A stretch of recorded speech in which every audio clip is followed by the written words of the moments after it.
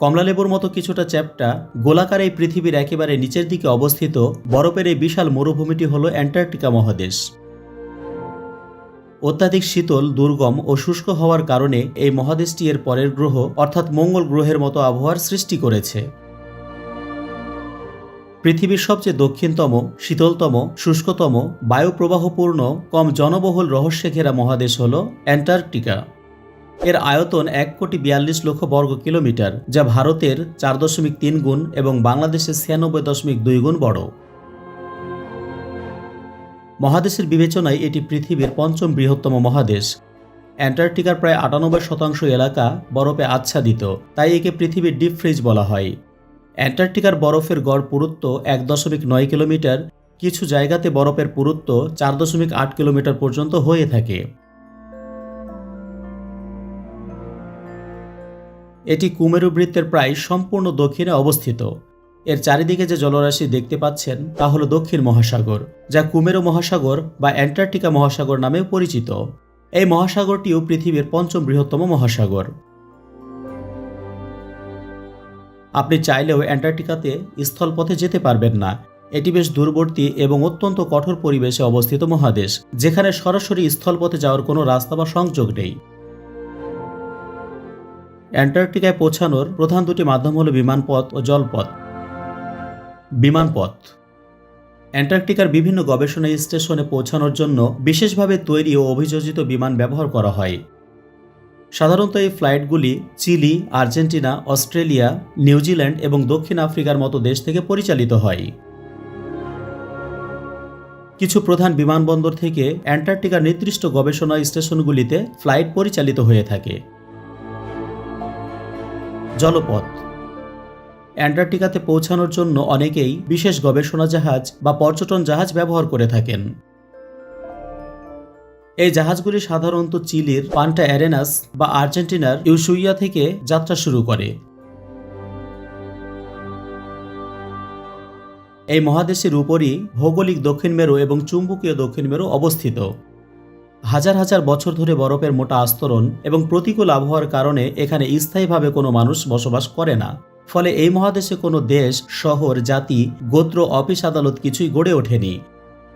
তবে এখানে কিছু বৈজ্ঞানিক কর্মকাণ্ড পরিচালিত হওয়ার কারণে কিছু গবেষণাগার তৈরি হয়েছে, যেখানে বেশ কিছু বিজ্ঞানী, আবহাওয়াবিদ, বায়োলজিস্ট, জিওলজিস্ট, যান্ত্রিক প্রকৌশলী, বৈদ্যুতিক প্রকৌশলী, সফটওয়্যার ইঞ্জিনিয়ার, কুক ও শেফ, মেডিকেল স্টাফ, ফটোগ্রাফ ও সাংবাদিক, পর্যটন গাইড, পরিচ্ছন্নতা কর্মী সহ বিভিন্ন পেশাজীবীর মানুষ অস্থায়ীভাবে বসবাস করে।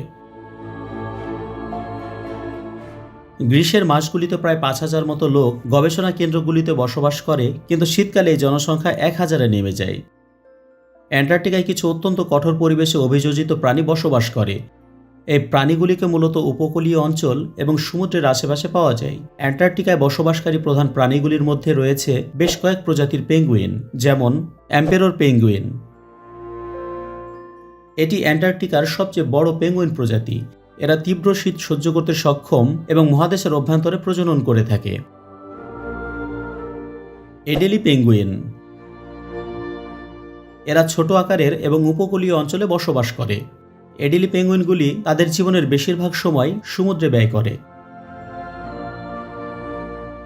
জেন্টু পেঙ্গুইন। এদের পা লালচে কমলা রঙের হয় এবং উপকূলীয় অঞ্চলে বাস করে।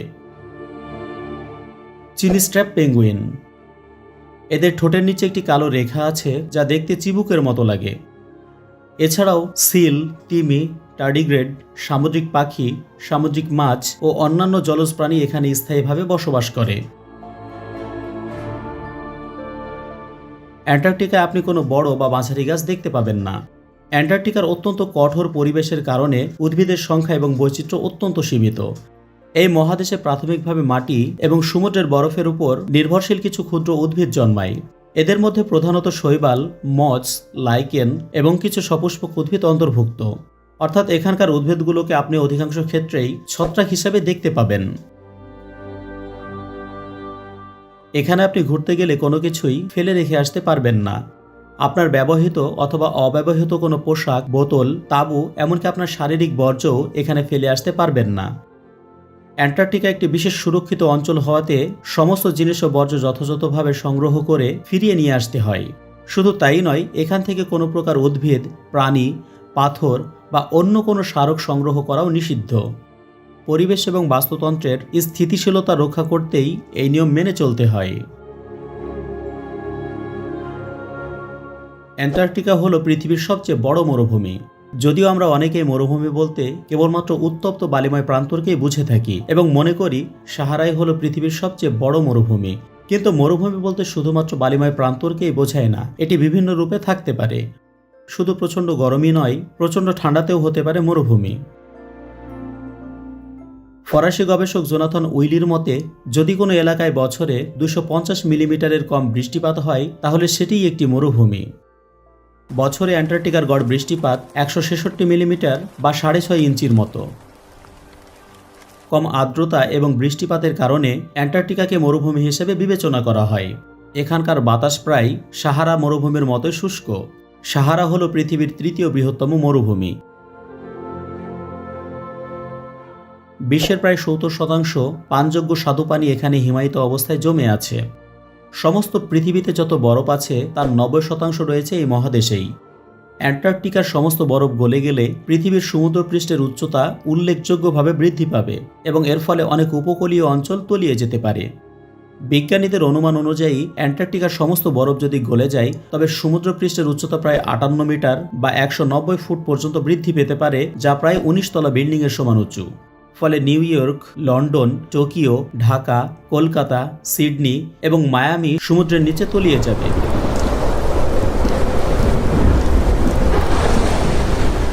অনেক স্থানে ভূগর্ভস্থ জলাধারে লবণাক্ত পানি ঢুকে যাবে, ফলে পানযোগ্য জলের সংকট দেখা দিতে পারে। পৃথিবীতে সৃষ্টি হতে পারে এক ভয়াবহ বিপর্যয়। তবে অ্যান্টার্কটিকার সমস্ত বরফ গলতে কয়েক শত বছর থেকে কয়েক হাজার বছর সময় লেগে যেতে পারে, কারণ এই প্রক্রিয়া অত্যন্ত ধীর গতিতে ঘটে। এ ধরনের সম্ভাবনা এড়ানোর জন্য বৈশ্বিক উষ্ণায়ন এবং জলবায়ু পরিবর্তনের বিরুদ্ধে কার্যকর পদক্ষেপ গ্রহণ করা অত্যন্ত জরুরি। তাপমাত্রা। অ্যান্টার্কটিকায় সর্বনিম্ন তাপমাত্রা রেকর্ড করা হয়েছিল -89.2 ডিগ্রি সেন্টিগ্রেড। এই তাপমাত্রা 21 জুলাই 1983 সালে রাশিয়ার ভোস্টক স্টেশনে পরিমাপ করা হয়েছিল। এটি হলো পৃথিবীতে রেকর্ডকৃত সবচেয়ে কম তাপমাত্রা। অ্যান্টার্কটিকায় রেকর্ড করা সর্বোচ্চ তাপমাত্রা হল 20.7 ডিগ্রি সেলসিয়াস। এই তাপমাত্রা 9 ফেব্রুয়ারি 2020 সালে আর্জেন্টিনার এসপেরানজা বেজে পরিমাপ করা হয়েছিল। মেরুবৃত্তের ভেতরে থাকার কারণে অ্যান্টার্কটিকায় 6 মাস টানা দিন এবং 6 মাস টানা রাত থাকে। এখানে গ্রীষ্মকালে সূর্য অস্ত যায় না, এ সময় সূর্য দিগন্ত রেখা বরাবর ঘুরতে থাকে।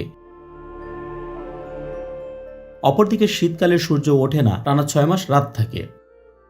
এই ঘটনা দুটিকে যথাক্রমে মেরুদিন এবং মেরু রাত বলা হয়। শীতকালে রাতের আকাশে চাঁদ উঠলে তার টানা 14 দিন পর্যন্ত দেখা যায়।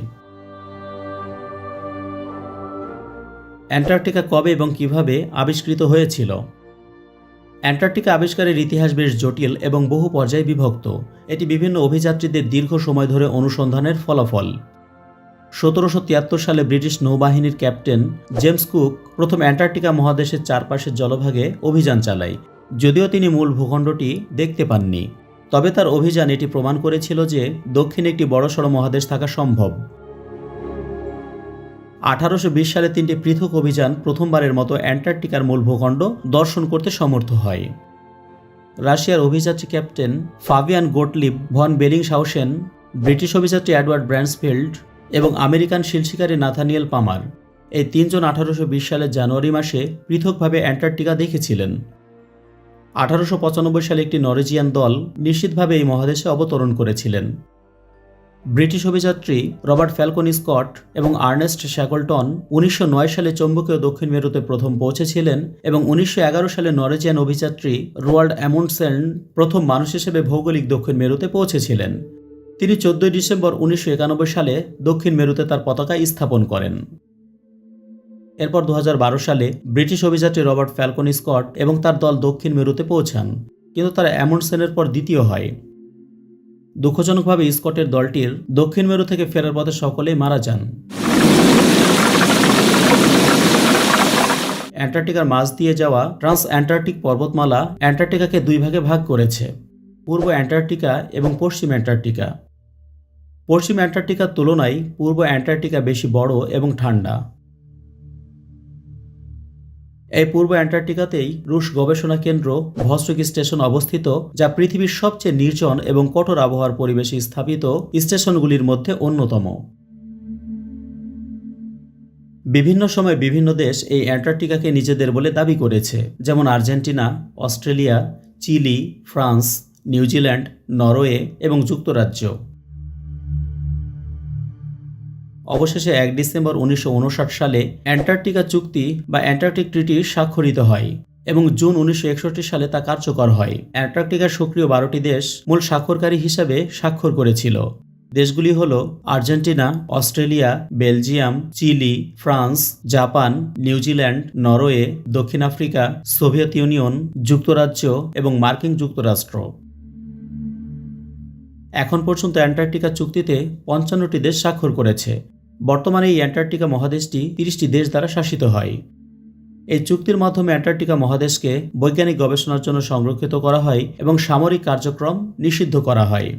1959 সালের এই চুক্তি অনুযায়ী অ্যান্টার্কটিকাতে যা যা করা যাবে: অ্যান্টার্কটিকায় বৈজ্ঞানিক গবেষণা সম্পূর্ণ স্বাধীনভাবে করা যাবে। গবেষণার তথ্য এবং ফলাফল বিনামূল্যে আদান প্রদান করা যাবে। আন্তর্জাতিক সহযোগিতায় বৈজ্ঞানিক গবেষণা কার্যক্রম পরিচালনা করা যাবে।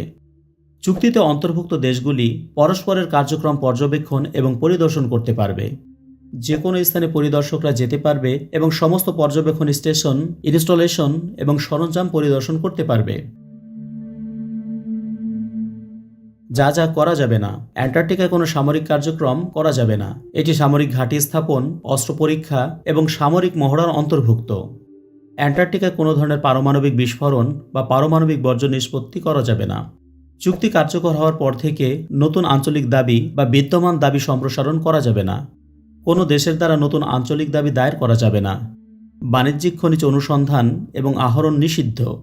বাণিজ্যিক শিকার এবং মাছ ধরা নির্দিষ্ট নীতিমালা এবং নিয়মাবলীর অধীনে সীমিত হতে হবে। অ্যান্টার্কটিকায় নদী রয়েছে। দীর্ঘতম নদীটি হল অনিক্স। এখানে বেশ কিছু সুপ্ত আগ্নেয়গিরিও রয়েছে। বর্তমানে আমরা যে বরফে আচ্ছাদিত অ্যান্টার্কটিকাকে দেখতে পাচ্ছি তা প্রায় 10 কোটি বছর আগে বিশাল বনভূমি ছিল।